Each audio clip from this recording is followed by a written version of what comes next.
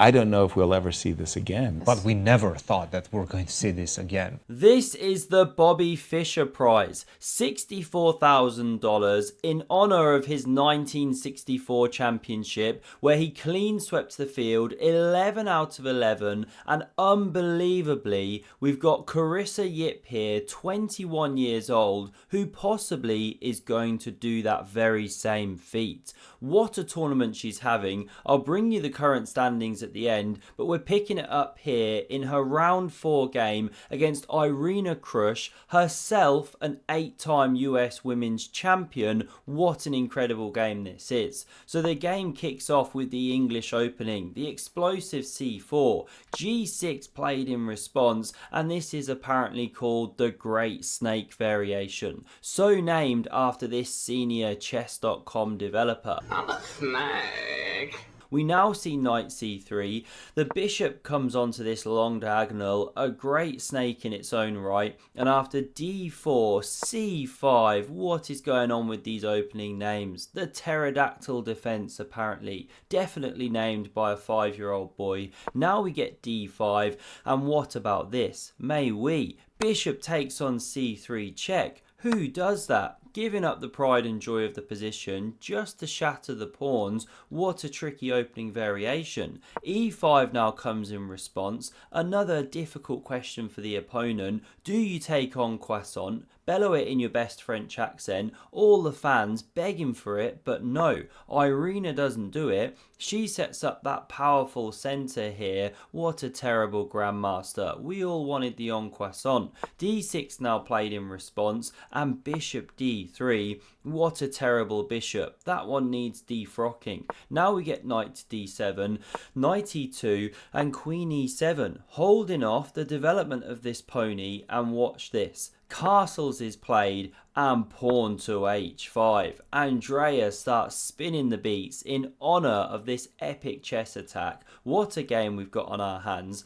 Irina tries to follow suit, but Carissa shuts it down with a5. Look at the closed structure in the position. This is why she gave up the bishop. The knights are absolute monsters in closed positions. Rook b1, very natural. And now this is the move of a person who knows the position very, very well, or is absolutely trolling. King to d8. Is Carissa preparing to swap queen and king? A la Magnus in some of his epic blitz and bullet games. I'll have to cover them one day. Now we get bishop e3, stacking those clergymen, and king to c7. The shenanigans continue. These pieces still stuck on the Etienne back row. What is this modern chess? Rook b5 played. What an invasion square. And h4. Carissa cracks on, undeterred. h3 just rolling off the wrist here. Surely you play it, but not done. Instead we get queen d2.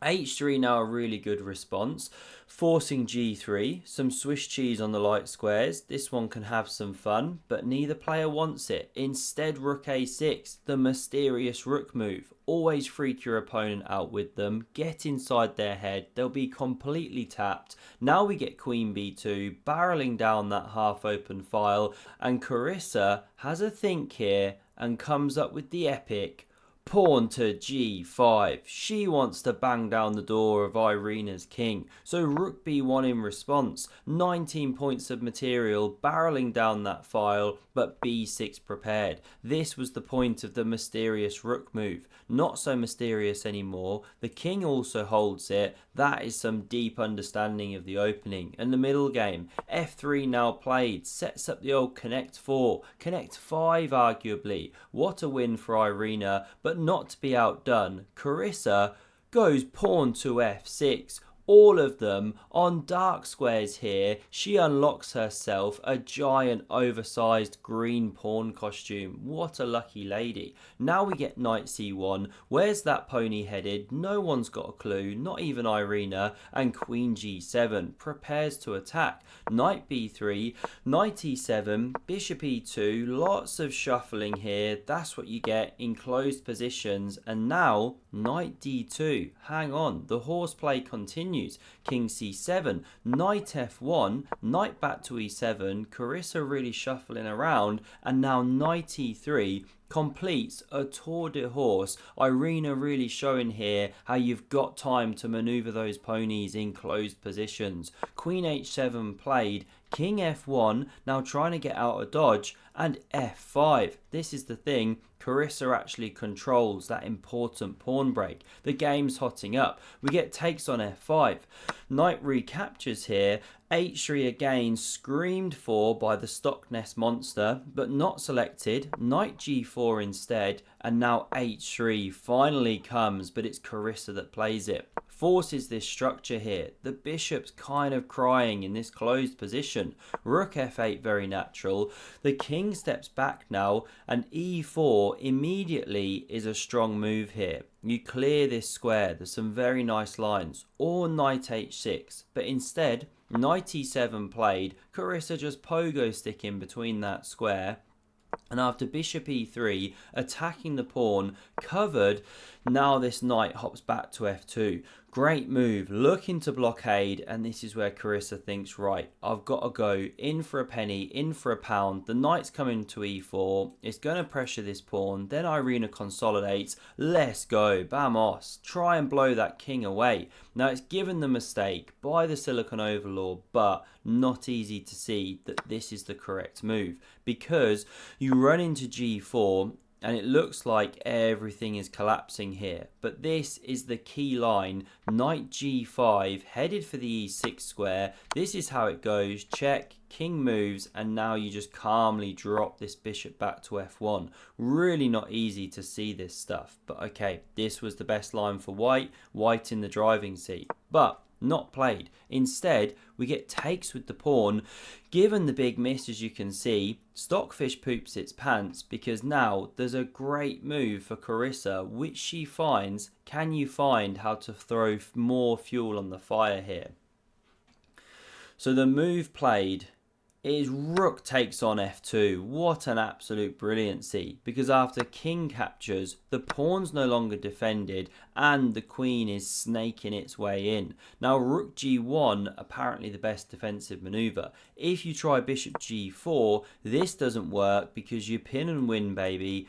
G4's on the way, but also knight e5, and then there's problems with the d3 square in some of these lines as well. We won't keep clicking, but this one was played instead. Bishop takes on g5. Now after the check, the king runs away. You don't have this loose piece, but your kingside pawns are collapsing. Bishop takes on e7 played. Takes here with check. Now king d2, queen f4 check, and if you step to d1 or e1, then you're blocking the rook's protection of this square, and the pawn's running through. This is the key thing. So that's why king c2, allowing this check, then the piece dropping back. But still, white is an exchange ahead. How's Carissa going to drum up the chances? Use this pawn. So king a3 played, getting into safety some more, opening this b file again. Now queen h4, preparing to run the pawn potentially, also keeping an eye on this rank here. And after bishop d3, opening the queen's defense, we don't see the pawn push. Remember, this rook can sweep across very quickly. So queen g3 played, pressures the bishop. Bishop f1, hang on, didn't we just talk about the importance of this defense? But now if you do this, you weaken the light squares and the queen switches over. White starts consolidating, wins back the pawn. So we didn't see h2. Instead, queen h4. Do you want to draw after bishop d3? No, says Carissa. She charges forward with knight e5, and we see the power of that one. Easily worth a rook in this particular position. And now what do we see? The game just exploding here. Awesome stuff with rook takes on b6. Another brilliancy. And if you take...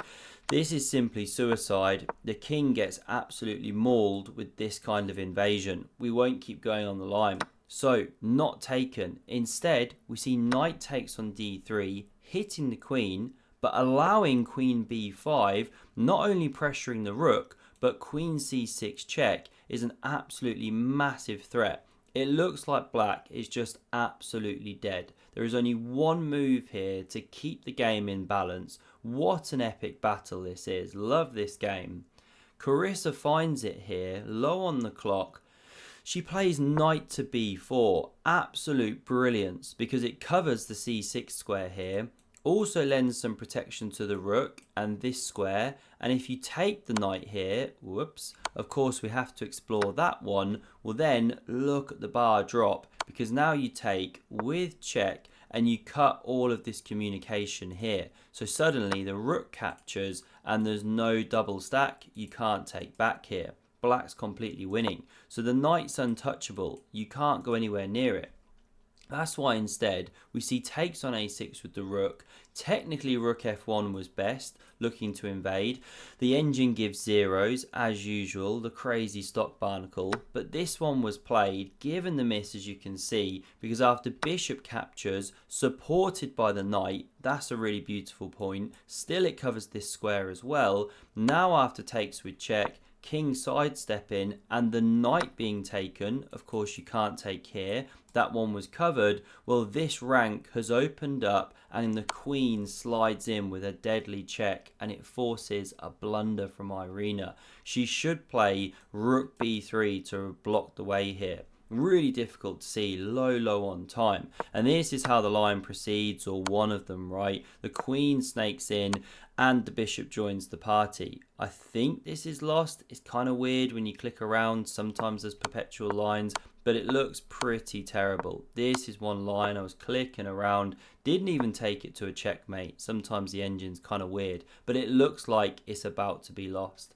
Now we run back here, because rook b3 not played. Instead we saw the move of king b2, and it gets the question marks of doom, because now the queen slides in with these checks, and if you try and head back to where you came from, it's just not possible. Now the queen and bishop are joining the party. Queen to c3 check, and after king d1, pawn h2, we see resignation, because this king is completely cut here, the bishop doing a great job, and then the pawn is about to run through and deliver a checkmate. Nothing to be done but stupid moves like giving up your queen with check. What a game by Carissa, and have a look at these tournament standings. She's gone 8 out of 8 now, 3 more games to go. If she wins them, she gets the elusive, incredible Bobby Fischer prize.